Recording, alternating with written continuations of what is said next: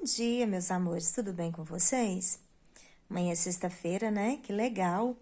Final de semana chegando, bom pra gente poder descansar, mas se possível, fiquem em casa. Então, essa semana, no dia 13, foi o dia da libertação dos escravos, foi o dia que comemora, né? A libertação dos escravos. Após 4 séculos, né, de escravidão e maus tratos, os negros finalmente estavam libertos perante a lei, né? A abolição da escravatura, ela foi o acontecimento histórico mais importante do Brasil após a proclamação da independência em 1822. No dia 13 de maio de 1888, após 6 dias assim, de muitos debates e votação no Congresso, a princesa Isabel finalmente assinou a tão sonhada Lei Áurea. Essa lei, né, todos já conhecem, já ouviu falar, né, foi a lei, então, que deu a liberdade aos escravos, depois de muitas guerras, muitas lutas, muitas mortes, né, a Lei Áurea veio para trazer a libertação aos negros escravizados, né. No dia 13 de maio de 1888, a princesa Isabel, filha do imperador Dom Pedro II, assinou a Lei Áurea, que extinguiu a escravidão no Brasil. A partir dessa data, todas as pessoas escravizadas que viviam no Brasil foram consideradas livres. O fim da escravidão foi uma conquista importante e contou com a luta de muitas pessoas desde o período colonial. Homens e mulheres escravizados ou livres resistiram à escravidão de diferentes formas. Então, nós sabemos que desde o início, né, do período colonial, iniciou-se também o período da escravidão.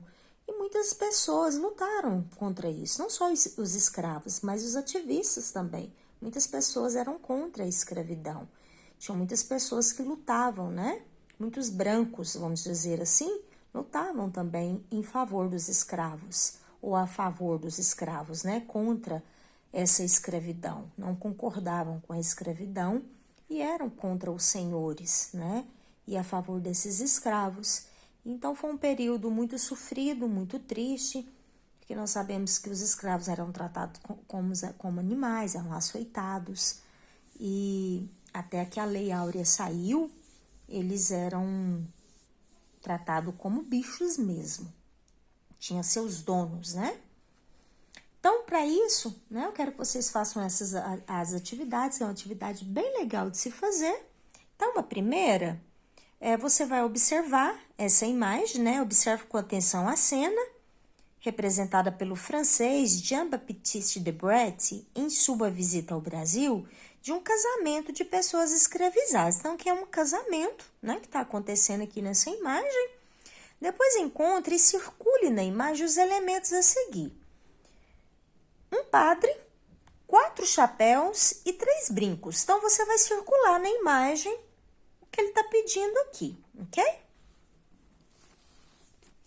Na outra página, na número 2, você vai trabalhar uma linha do tempo. Leia os textos da linha do tempo e descubra momentos importantes da história da escravidão do Brasil. Depois use os adesivos localizados no final do livro e cole a imagem adequada a cada momento. Então, lá na página 609, você vai achar uns adesivos. Então, você vai colar o adesivo de acordo com a história. Você vai localizar de acordo com a história que você vai ler, identificar através da figura.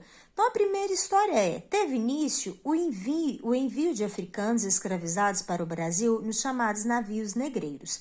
Esses africanos, eles vinham em navios negreiros, eles vinham nos porões desses navios, de uma forma muito rude, muito ruim, eles eram trazidos nesses navios, né? No meio de ratos, de insetos, comiam comidas podres, alguns bebiam até a própria urina para não morrer de sede, comiam carne humana também para não morrer de fome, então eram trazidos assim de uma forma bem precária, de uma forma bem desumana, né? Eles eram trazidos nesses navios negreiros.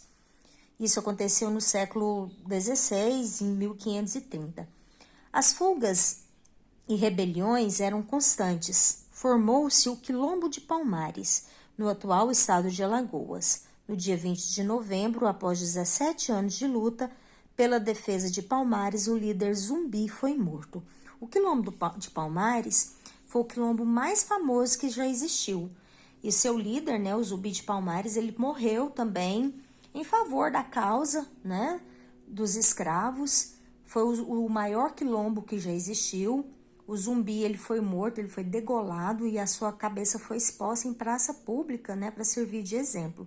Foi o quilombo que mais resgatou, que mais acobertou escravos na história da escravidão. Mas os escravizados não aceitavam pacificamente a escravidão. A capoeira era uma das formas de resistência. A capoeira naquela época, ela era uma luta, né? Hoje ela faz parte da nossa cultura, é uma mistura de luta, de dança e de esporte. Hoje nós utilizamos ela como esporte, como dança, né? Mas ele é uma luta que os africanos praticavam, os escravos, né? Praticavam, que hoje faz parte da nossa cultura.